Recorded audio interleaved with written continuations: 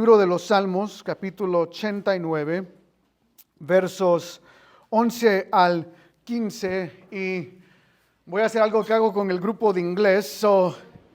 Iniciando con Jeffrey, lee el verso 11, 12, 13, 14 y terminamos acá con el verso 15. Cada uno tome un verso hasta llegar al verso 15. Del 11, 89, 11. Ajá. Dice, norte del sur de los, el 11, dice, 89, 11. Tuyos son los cielos. Tuyos son los cielos, tuya también la tierra, el mundo y su plenitud, tú lo fundaste. Ok. El norte y el sur, tú lo creaste, el Tabor y el Hermón cantarán en tu nombre. Tuyo es el brazo potente, fuerte es tu mano, exaltada tu diestra. Justicia y juicio son el cimiento de tu trono. Misericordia y verdad van delante de tu rostro. Bienaventurado el pueblo que sabe aclamar, andará, oh Jehová, a la luz de tu rostro. Ok, perfecto. Como fundamento, simplemente quiero establecer algunas cosas que vemos en este pasaje. En sí, los versos 11 al 13 simplemente están afirmando la soberanía de Dios, que todo es de Él, que Él es soberano, que Él es rey sobre todas las cosas, sostiene la tierra, Él es la mano fuerte. Pero el verso 14 dice que Él es la justicia y juicio, son el cimiento de su trono, misericordia y verdad van delante de su rostro. Y entonces vemos que la justicia, y es decir, la justicia y el juicio, o la justicia y la rectitud, son el fundamento, el cimiento de su trono. Y entonces lo que yo quiero hablar en esta tarde es qué significa este hecho de la justicia de Dios. Y recordarán que ahorita ya estamos en la porción de los atributos de Dios que Él comparte con nosotros. Entonces, al entender su justicia, ¿qué nos enseña eso a nosotros en cuanto a llevar la justicia o hacer justicia hacia los demás? Esa es la idea que quiero que veamos en esta tarde. Y lo interesante es que vivimos en un mundo que por un lado quiere a un Dios justo, y por otro lado juzga a Dios cuando es justo. Por ejemplo, hay varios apologistas en el mundo cristiano. Uno de ellos se llama Frank Turek. Apologista es simplemente alguien que defiende la fe en contra de, vamos a decir, católicos o ateos o testigos de Jehová o musulmanes y todo lo demás. Y Frank Turek es un apologista que se enfoca mucho en las universidades, o él está defendiendo la fe en contra del secularismo, en contra del ateísmo, en contra de aquellos que son gnósticos, que creen en un Dios, pero no hay suficiente evidencia para que crean. Y en una de sus conferencias tuvo una sesión donde él hace preguntas y respuestas y abre la pregunta a personas que puedan hacer preguntas. Y un joven, muy interesantemente, dice: si Dios realmente existiera, Él no permitiría el mal. Él dice, Él destruiría el mal. O sea, yo no puedo creer en Dios porque Él no destruye el mal. Ahora, empezó su pregunta o su comentario así, para luego decir, y tampoco puedo creer en Dios porque en la Biblia vemos pasajes, y él se estaba refiriendo a la destrucción o al llamado a destruir a los amalequitas que Saúl no hace, pero está hablando acerca de ese pasaje. Dice, yo no puedo creer en un Dios que manda a destruir a ganado, a hombres, mujeres, a padres, madres y aún a niños. O sea, ese no es un Dios justo. Y Frank Turek, me encantó su respuesta, porque él dice, y ahí está el dilema. Porque por un lado, queremos juzgar a Dios por no destruir la maldad, y luego cuando Él destruye la maldad, queremos juzgar a Dios por destruir la maldad. O sea, ven el argumento circular de este joven. O sea, no capta el hecho de que cuando Dios ejerce justicia es algo perfecto, aun cuando a nuestro parecer no parece ser perfecto. Y de nuevo, este es el problema del mundo en el cual vivimos, que por un lado el mundo y aún evangélico tiene problemas con aprender acerca de un Dios que ejerce justicia. Lo que queremos es simplemente un Dios que ama. Y por eso, importante para nosotros entender esta doctrina. Y lo único que yo quiero establecer en esta tarde es un fundamento primordial acerca de la justicia de Dios. Y luego, cuando nos volvamos a reunir, hablaremos de otros aspectos de su justicia también. Pero para ello, ya tengo el pasaje en mente, pero quiero que vaya conmigo a Deuteronomio, capítulo 25, verso 1. Y quiero que entendamos un poco acerca de la justicia de Dios en base a este pasaje. Deuteronomio 25, verso 1.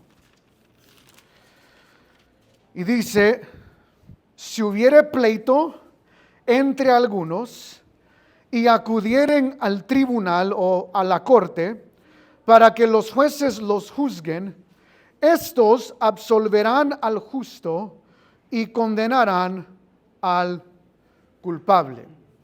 Y lo que yo quiero que veamos, estoy viendo nomás mi slide para ver cuándo ponerlo, un ratito lo pongo.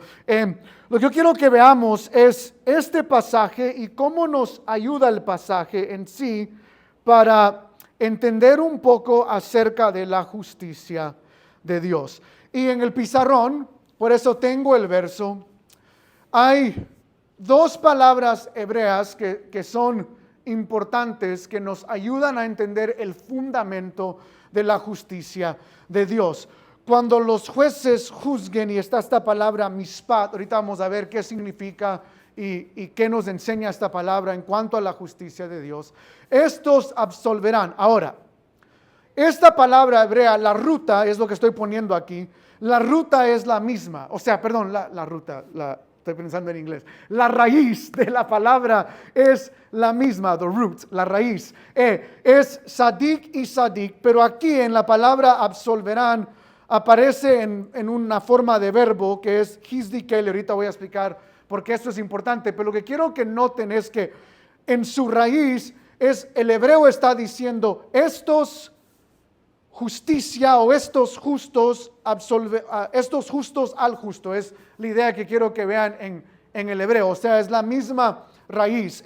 Y de nuevo, porque está en verbo, por eso la Reina Valera correctamente traduce absolverán. Y quiero explicar un poco acerca de estas palabras, qué significan y qué nos enseñan a nosotros. De nuevo, el contexto es tribunal para que los jueces juzguen. Y entonces, mishpat es un término legal que se refiere a tomar una decisión o dar un veredicto, un juicio o disputar un caso. Y de nuevo, es obvio, lo vemos aquí, que están en un tribunal para que los jueces hagan mishpat, que hagan juicio, que juzguen el caso, que vean el caso y luego den un veredicto. Ahora, lo que yo quiero que veamos es cómo esta palabra se usa a través del Antiguo Testamento, porque es muy importante para entender qué es lo que Dios está diciendo a Moisés cuando él dice que los jueces deben juzgar un pleito. Y esto va a ser importante para nosotros entender la justicia de Dios. Vaya conmigo a Éxodo, capítulo 24, verso 23. Y quiero ir lento para que veamos algunas verdades aquí. Éxodo 24, verso 3. Dice: y Moisés vino y contó al pueblo todas las palabras de Jehová y todas las leyes, y todo el pueblo respondió a una voz y dijo: haremos todas las palabras que Jehová ha dicho. Ahora, pregunta, ¿de quiénes son las palabras? ¿De quién? De Jehová. No son de Moisés, son de Jehová. Y el verso 3 dice, Moisés vino y contó al pueblo todas las palabras de Jehová y todas las leyes. Allí, esa palabra leyes es la palabra mishpat. Es decir, el primer significado, por eso lo pongo aquí en la pantalla, se refiere, la mejor traducción sería, y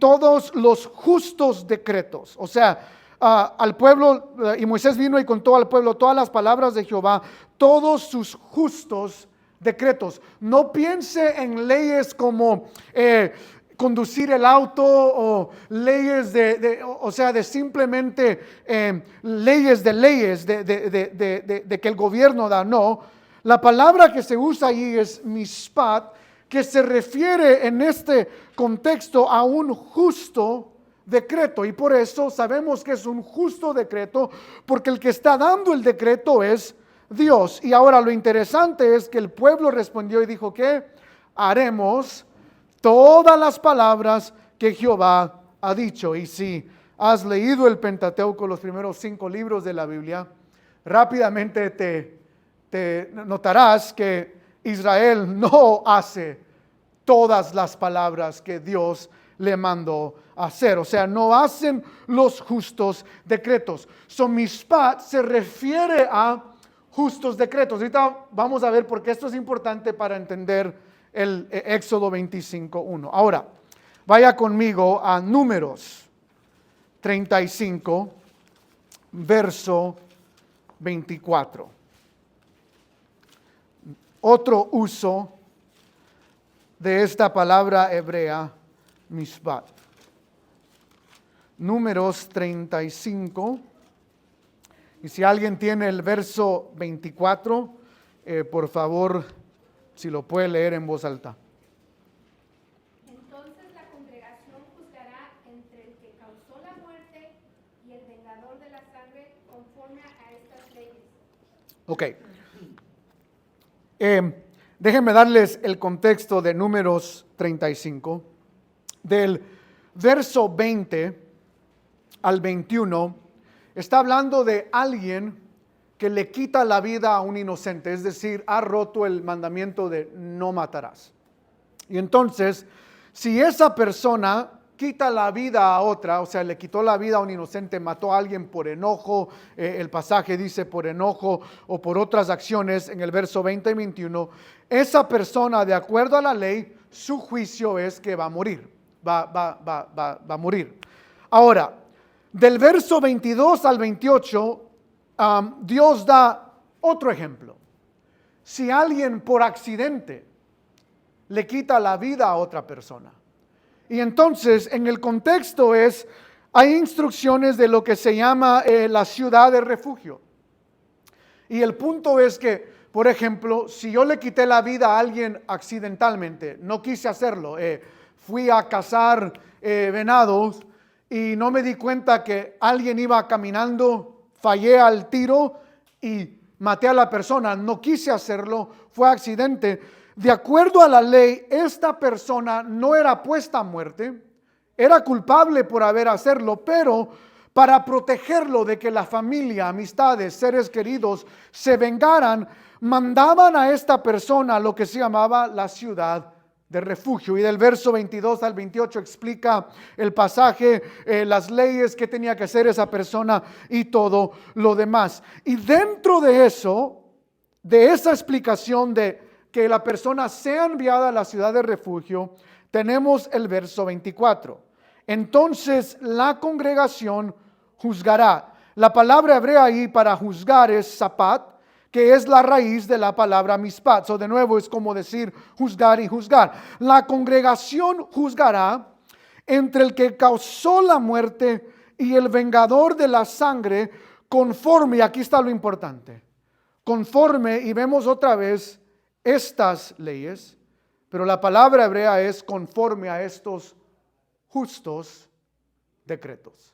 O sea, juzgará sapat, que es la raíz de mishpat, es la misma raíz de la palabra, juzgará, pero juzgará conforme a los justos decretos.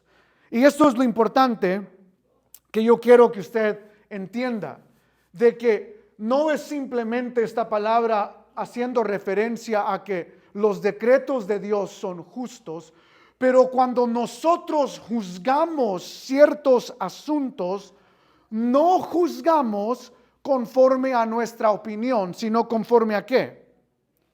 Sus justos decretos. Es decir, que cuando hay desacuerdos, este es el primer aspecto que yo quiero que usted vea en cuanto a la justicia de Dios, de que cuando hay desacuerdos dentro de la congregación o cuando yo tengo opiniones de la cultura en general y cómo la cultura define justicia y cómo el mundo define justicia, yo tengo que pausar un momento y pensar, ¿estoy yo haciendo justicia de acuerdo a sus decretos o de acuerdo a cómo la cultura está diciendo que hay que hacer justicia? Porque las dos no son la misma cosa. A mí me impresiona cuando predicadores hablan mucho de este aspecto de justicia social o del evangelio de justicia social, que a veces es más definido por la cultura y lo que la cultura dice es justicia social de lo que su palabra enseña en cuanto a la justicia. Y lo que yo quiero de nuevo que usted vea con esta definición es que esto es lo que Dios está diciendo aquí. Si hubiera pleito entre algunos y acudieren al tribunal para que los jueces los juzguen, pero ¿cómo deben juzgar estos jueces? No de acuerdo a su sabiduría, no de acuerdo a la cultura y lo que la cultura dice, sino de acuerdo a sus justos decretos. Y la cultura tiene muchas opiniones en cuanto a cómo debemos ayudar al afroamericano, cómo debemos ayudar al hispano, si nosotros debemos pagar parte de nuestros taxes para apoyar o soportar a la comunidad afroamericana porque en un pasado sus ancestros fueron esclavos, y algunos dirían, ellos merecen justicia. Y la pregunta ¿es esa la justicia que ellos merecen? Y de nuevo, la cultura tiene muchas opiniones de sistemas y cómo el gobierno debe armar sistemas. Y el problema en este mundo es sistema y sistema y sistema. Y yo lo único que quiero enfatizar es que el problema en este mundo no es sistema. El problema en este mundo es corazones, ¿qué? Pecaminosos.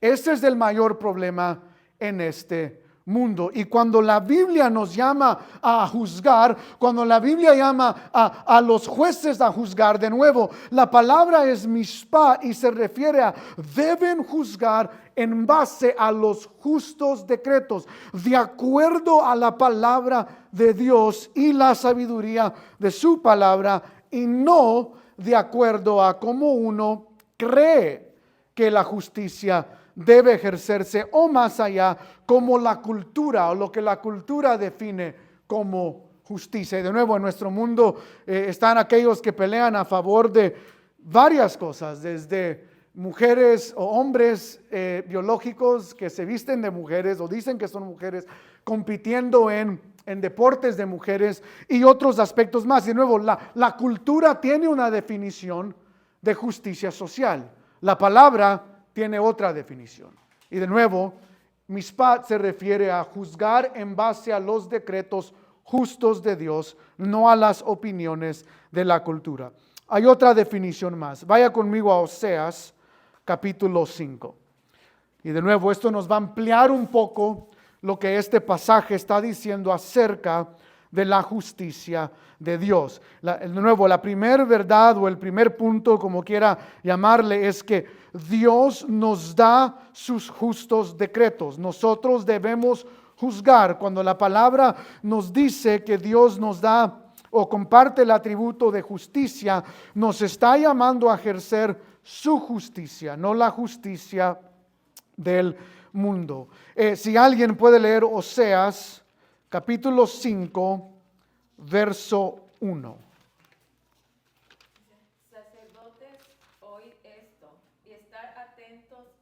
de Israel y casa del rey, escuchad, porque para vosotros es el juicio, pues habéis sido lazo en Mizpah y red tendida sobre Tabor. Ok, y de nuevo, ahorita voy a explicar por qué es importante entender este pasaje también, pero aquí vemos otra vez que dice el texto, porque para vosotros es el juicio, y ahí de nuevo en el hebreo es esta palabra mishpat, que para vosotros es este juicio. Ahora, ¿qué notan ustedes o qué resalta del capítulo 5, verso 1? ¿Para quién es el juicio? ¿Y quién más? Para la casa de Israel Ujú. y para el rey. Ok, ¿y qué significa eso? ¿Quiénes son estas figuras? Sí, de autoridad, liderazgo. El punto aquí es que cuando Dios juzga, por eso se lo pongo ahí, Mishpat también significa Dios no juzga siendo arbitrario o parcial. En otras palabras, Dios no dice, bueno, son sacerdotes, voy a ignorar su pecado. Dios no dice, bueno, son reyes, voy a ignorar su pecado. No, la palabra aquí es clara de que cuando Dios ejerce justicia, a Él no le importan los títulos de la persona. Si la persona ha roto o quebrantado sus justos decretos, Dios los va a juzgar. Dios no tiene este aspecto de parcialidad. O sea, aún el libro de Santiago habla de que la parcialidad es pecado, de que aquel que juzga para un cierto grupo de una cierta manera y luego juzga a otros de otra manera, eso es siendo parcial, y Dios no es parcial. Él juzga de acuerdo a su juicio, sean sacerdotes, sean los de la casa de Israel, su pueblo, o sean aún los reyes, Dios los va a juzgar. Y debido a que Dios no ejerce justicia de esa manera, de nuevo, regresando aquí entonces, no es simplemente que los jueces deben juzgar de acuerdo a su palabra, que es la primera idea de esta palabra, mishpat, pero en segundo lugar, cuando los jueces juzguen a seres humanos haciendo pleitos, deben hacerlo igual que Dios. No ser jueces que puedan ser comprados. Te doy 100 varos y si dices que no soy culpable, bueno, tal vez 100 sería poco, pero entienden la idea de que no deben ser jueces que pueden ser comprados, no deben ser jueces que digan, bueno, este es mi amigo, es mi compadre, lo conozco, le voy a ignorar o voy a dar un juicio de acuerdo al favor porque es mi amigo. Y ese es el punto aquí.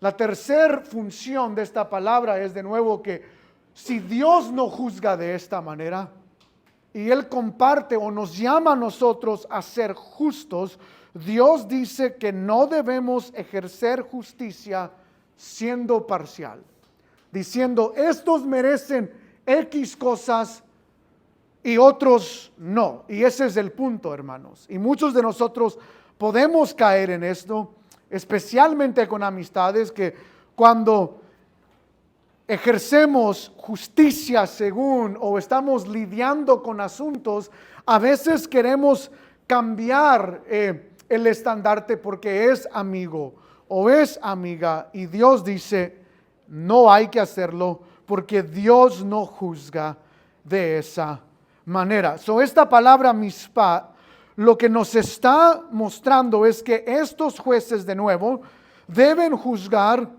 de acuerdo a los decretos justos de Dios. Este es el estandarte. Nosotros debemos juzgar por este estandarte y no podemos ser parcial. No podemos mostrar favoritismo. No podemos decir, bueno, es mi compadre, bueno, es un líder, bueno, es alguien conocido, es alguien famoso. Voy a dar un juicio diferente. Y esto lo vemos en nuestra cultura. En los Estados Unidos existe el refrán: aquel que tiene dinero gana en la corte. tiene los mejores abogados, tiene la mejor representación. O sea, vemos el sistema caído en este sentido de que el gobierno jamás, ningún partido político jamás va a poder ejercer una justicia recta. Pero Dios sí, y Dios llama a la iglesia, a los creyentes, a tratar de ejercer esa justicia. De nuevo, lo que yo quiero es recordarle que nosotros hemos sido llamados a hacer justicia, pero de acuerdo a su palabra. Y tenemos que, y esta es mi incomunidad con la cultura de hoy en día, juvenil y aún a veces adulta, de que somos muy influenciados por TikTok y por las redes y por los noticieros y el periódico y lo que se ve y lo que circula en nuestra cultura, y tenemos que saber cómo separar todo eso y ver más allá y decir, pero al final somos creyentes y tenemos que pensar bíblicamente sobre estos asuntos y no tanto sobre la popularidad de la cultura, que en nuestro país, específicamente aquí en los Estados Unidos, ambos, los republicanos y los demócratas, no son el modelo a seguir en cuanto a justicia. Ambos tienen errores en cuanto a la justicia, y por eso no entiendo cuando cristianos de ambos lados pasan todo el rato peleando, apoyando a un partido político, como que si el partido político es la solución para ejercer justicia. Dios no ha llamado al gobierno a hacer justicia, nos ha llamado a nosotros a hacer justicia, a la iglesia a hacer justicia y hacerla de acuerdo a su palabra. Eso es lo que se refiere a esta palabra mishpat. Estos jueces deben juzgar de esa manera, de acuerdo a su palabra, sin tener favoritismo, sin ser parciales. Esa es la idea. Pero luego en este texto también tenemos esta otra palabra. Estos absolverán al justo y condenarán al culpable. Debido a que están haciendo un juicio justo, vemos esta palabra que también nos enseña un poco acerca de la justicia de Dios. Y la palabra Sadik tiene tres significados que son los que quiero que veamos hoy. De nuevo, la ruta de ambas palabras, absolverán y al justo, son esta ruta, solo que absolverán aparece así en el hebreo. Ahorita voy a explicar por qué. Pero en primer lugar, estas tres verdades, la definición Sadik es un término legal que tiene tres significados importantes. El primer significado es un significado forense. Es decir, esta es una palabra que implica hacer una investigación. No sé si a ustedes les gusta ver, a mí me gusta ver películas de crimen o series de crimen, detectives que normalmente las series de crimen normalmente tienen a un cuerpo muerto y entra el detective y ¿qué? Dice, no lo toquen, no lo muevan, y empieza a ver el ADN. Empieza a ver cómo está tirado el cuerpo. Empieza a investigar si fue sofocado el cuerpo, si tiene heridas el cuerpo, para tratar de pintar una película en cuanto o hacer la escena en cómo esta persona pudo haber muerto. Empieza a investigar el cuarto, busca a ver si hay pelo o si hay otro sangre por otro lado para ver si es la sangre de la víctima o la sangre de alguien más. Y entonces está investigando. Y eso es lo que se refiere esta palabra forense. Sadik en el significado forense, de que hay una investigación.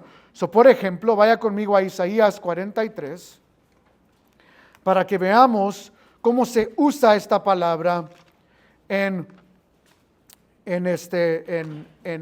la Biblia. Isaías 43, verso 9, dice: congréguese a una todas las naciones y júntense en todos los pueblos. ¿Quién de ellos hay que nos dé de nuevas de esto y que nos haga oír las cosas primeras? presenten sus testigos y justifíquense, oiga y digan verdad es. Y esa frase, presenten sus testigos, y la palabra hebrea ahí es y sadik. Y oigan y digan verdad es. O sea, la idea aquí es, presenten sus testigos, ¿para qué?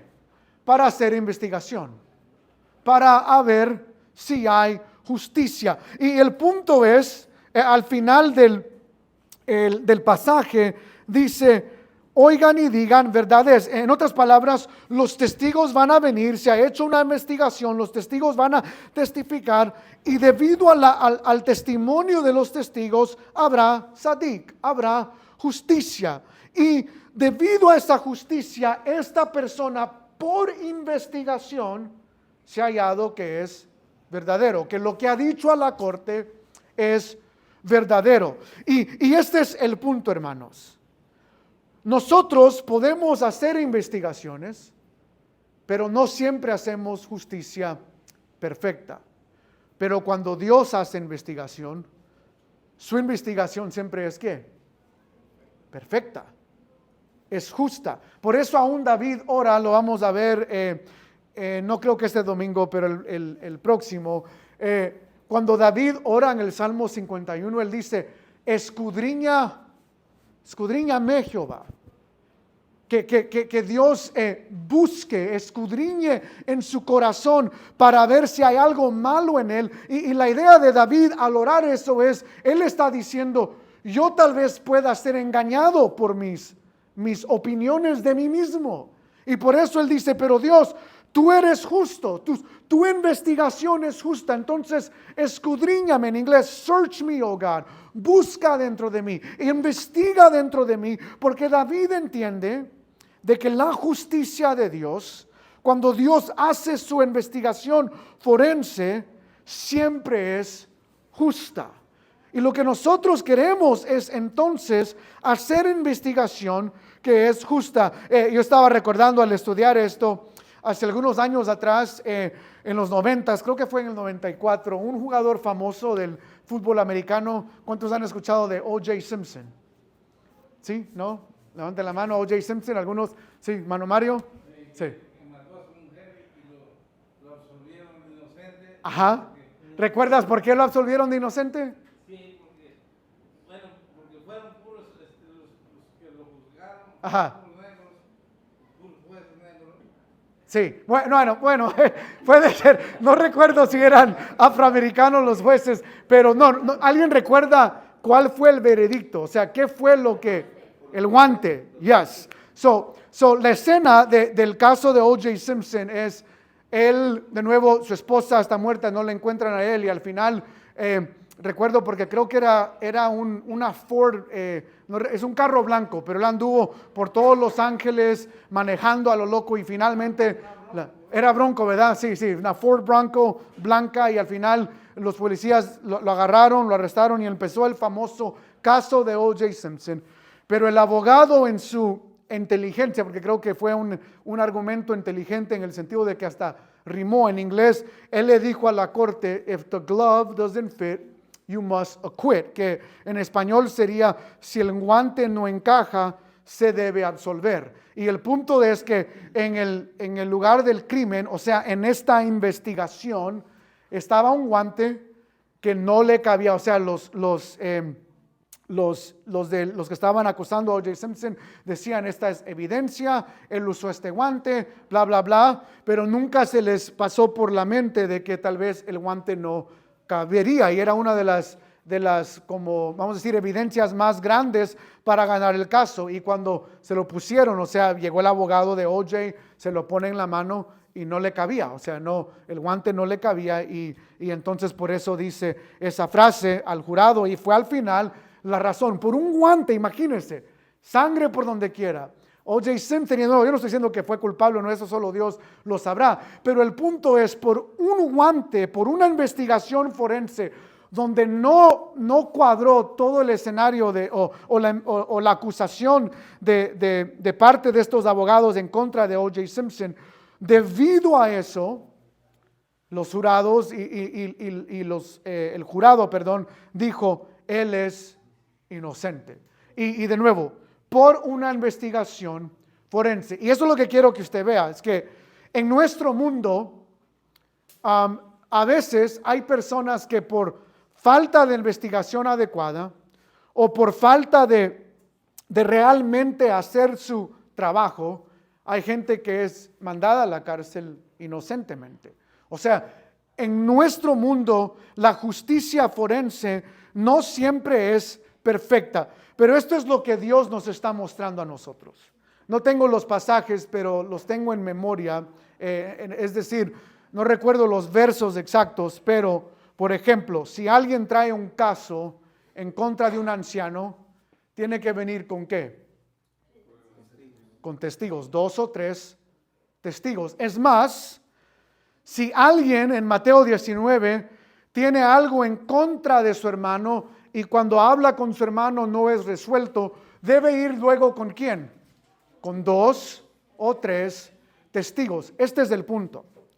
Dios, parte de la justicia, cuando Dios va a absolver a alguien, eso es lo que significa la palabra sadik. En primer lugar, Dios hace una investigación. No porque no lo conoce, de nuevo estoy usando aquí el lenguaje de David. Escudriñame, oh Dios. O sea, Dios sabe las intenciones de nuestro corazón. Él sabe los secretos más profundos. Pero cuando la Biblia nos llama a nosotros a hacer justicia, la lección aquí, hermanos, es nunca hagas juicio sin realmente hacer tu investigación. Por ejemplo, si alguien viene y dice, no, es que el hermano fulanito es así, asá, y lo hubieras visto. ¿Y qué hacemos nosotros? ¿Nos qué? ¿La creemos? Bueno, habló mal. Y luego viene el hermano bien alegre el domingo, aleluya. Y usted ya viéndolo con unos ojos de, te odio. Y yo sé, ya me contaron o me dijeron cómo realmente eres. Y Dios está diciendo, yo no hago esta justicia. Yo investigo. Yo realmente hago una investigación y no simplemente me dejo ir por los demás. Y de nuevo, lo que quiero que vean aquí es la importancia de hacer justicia de acuerdo a Dios. De que cuando Dios absolve a alguien y cuando nosotros, si vamos a absolver a alguien, debe hacer porque realmente hemos investigado. Hemos sido como ese detective que entra a la escena del crimen y hace su labor.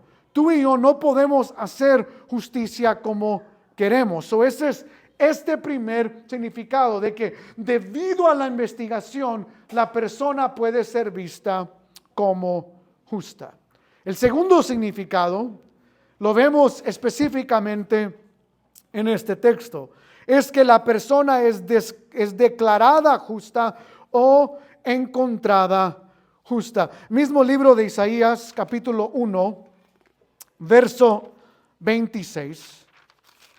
Solo para que de nuevo otro uso de esta palabra y luego voy a ir a lo que escribí en el pizarrón. Isaías 1, 26 nos dice, restauraré tus jueces como el principio y tus consejeros como eran antes, entonces te llamarán ciudad de sadik, justicia, ciudad fiel. Y aquí noten, ¿por qué van a llamarle a esta ciudad justicia? ¿Qué va a suceder? ¿Y por qué fiel? ¿Qué sucede?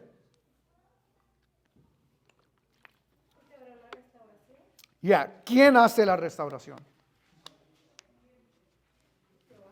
Dios, sí. Dios hace la restauración. Restauraré tus jueces como al principio y tus consejeros como eran antes, y entonces te llamarán ciudad de justicia, de sadik, ciudad fiel. Y de nuevo, lo que vemos aquí es que Dios es el que está restaurando. Y es lo mismo aquí. La palabra es una lección aquí rápida. Tal vez le anima a alguien tomar el hebreo o tomar clases de hebreo. Pero la raíz de la palabra, de esta palabra, en el texto aparece esta palabra hizdikel, La raíz es sadik, que es de nuevo hacer justicia. Pero en el hebreo, cuando la palabra es añadida con esto que se llama, bueno, serían estas dos letras, lo que se llama el verbo jifil. Sabemos que es el verbo jifil, porque de nuevo jifil, y de nuevo aquí puedes ver un poco la raíz, sidikel, sadik, o sea, la raíz en esta palabra, pero aparece así porque nos está mostrando algo. Y el hebreo tiene muchos verbos. Este es mi favorito porque es el más fácil de reconocer. El verbo jifil significa una cosa y es algo que es causado. Por ejemplo, déjenme darles un versículo famoso que se encuentra en Isaías 40. Prefiero leerlo para no citarlo mal. Verso 40, verso 30 y 31. Los muchachos se fatigan y se cansan, los jóvenes flaquean y caen, pero los que esperan a Jehová tendrán nuevas fuerzas, se levantarán alas como las águilas, correrán y no se cansarán, caminarán y no se fatigarán.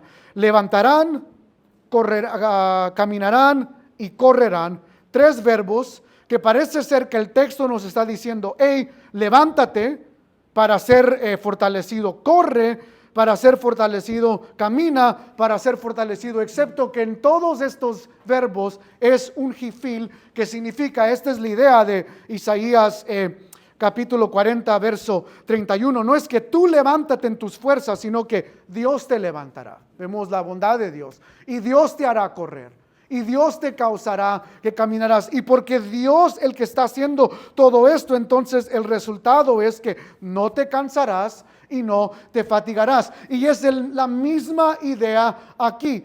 Estos, Hizdikel, alguien va a causar que sean absolvidos.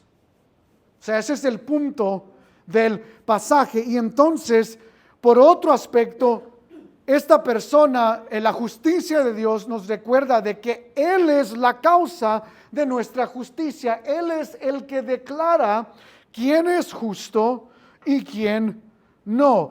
Y solo porque es importante entender cómo el Nuevo Testamento toma esta idea. En el Nuevo Testamento tenemos la palabra dikaio, que es una palabra muy similar en significado a Hizdikel, que la justicia es causada por alguien más. Y esta palabra, vaya conmigo a Romanos capítulo 3, verso 23 al 24.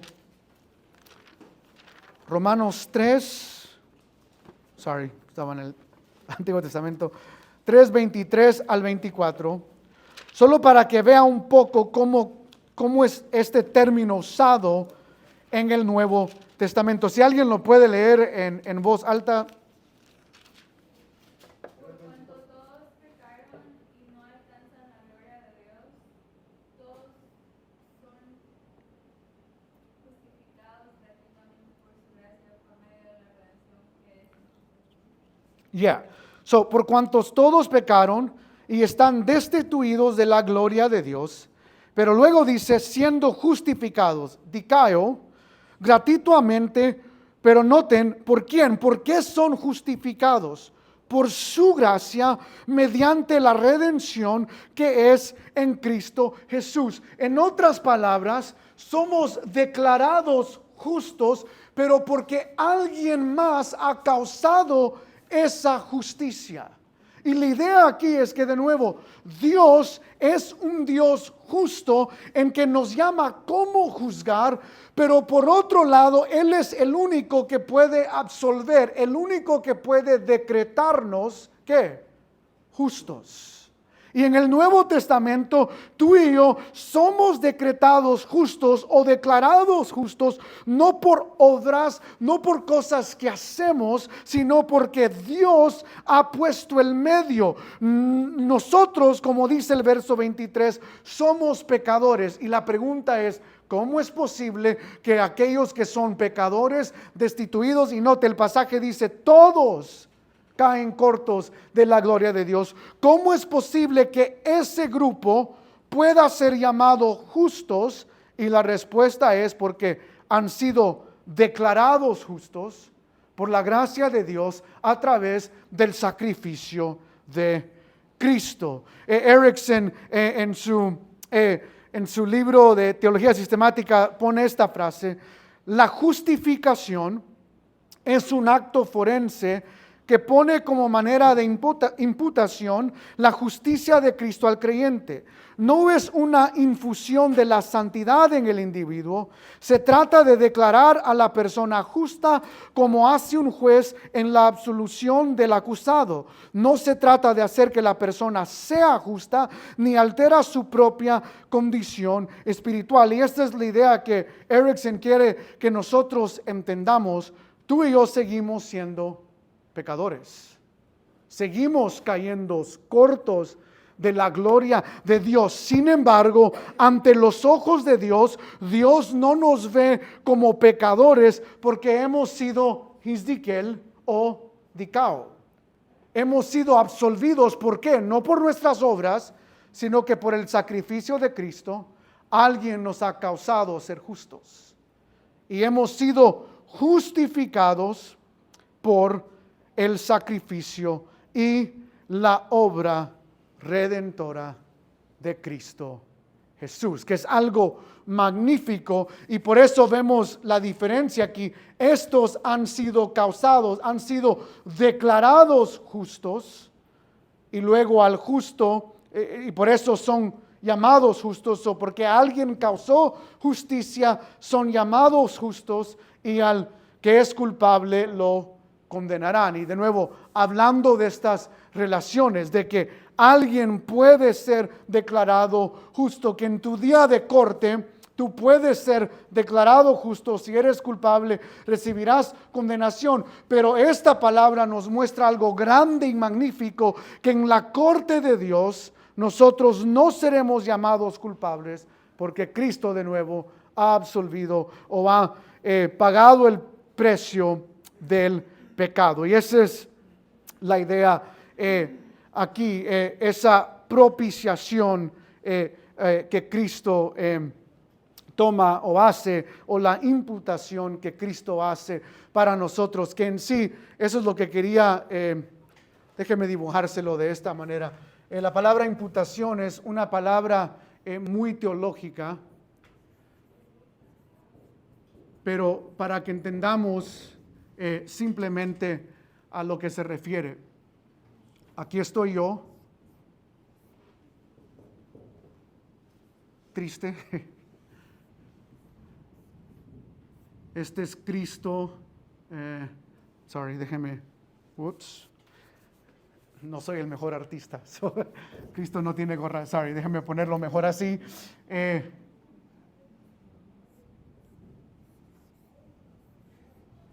En la cruz, y de nuevo, no soy el mejor dibujador, ni stick figures puedo hacer, pero ahí está Cristo en la cruz. Y esta es la idea de esta palabra, es una doble imputación en este sentido. ¿Qué es lo que Cristo toma de nosotros? El pecado. O sea, Cristo le imputamos nosotros nuestro pecado a Él. Eso es lo que se refiere, pero es doble, porque ¿qué nos da Él a nosotros? Por este lado. Sí, pero hablando en términos legales. Justicia. O sea, en el sentido de que, de nuevo, como dice Erickson, ese es el punto, de que hemos sido dados justicia. No es que somos justos, pero hemos sido dados justicia, es decir, hemos sido declarados justos, y esa es la idea. O sea, cuando ves la palabra imputación en la Biblia, teológicamente a eso es lo que se refiere, que Cristo en la cruz tomó nuestro pecado. Aquel que no conoció pecado fue tratado como ¿qué? Pecador. ¿Por qué? Porque es lo que recibió. Dios lo vio y lo trató, le dio el juicio que tú y yo merecíamos, porque Él es justo, Él va a ejercer justicia. Y por el otro lado, no nos da la justicia que nosotros merecemos, porque hemos sido declarados justos. Cristo ha imputado su justicia sobre nosotros. Y esa es la idea de ese pasaje. De nuevo, Hizdiquel, Dicao, enfatizan esto de que hemos sido derramados o hemos sido declarados justos y por lo tanto Dios no ejerce la justicia que merecemos. So ese es el segundo significado de esta palabra sadik, justicia.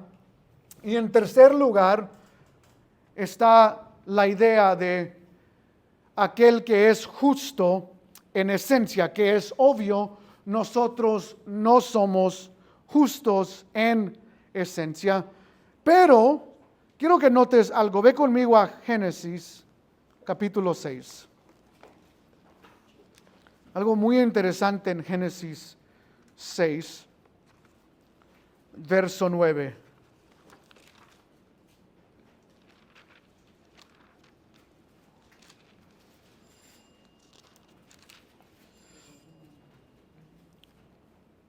¿Alguien que pueda leer eso en voz alta? Estas son las generaciones de Noé. Noé, varón justo, era perfecto. En sus generaciones con Dios caminó Noé. Ok. La palabra dice que Noé era varón y de nuevo la palabra ahí para justo hebrea es esta, sadik. Era justo. Y entonces la pregunta es, ¿en qué sentido Noé era justo? O sea, está hablando en esencia aquí. Pero ¿por qué Noé es llamado justo?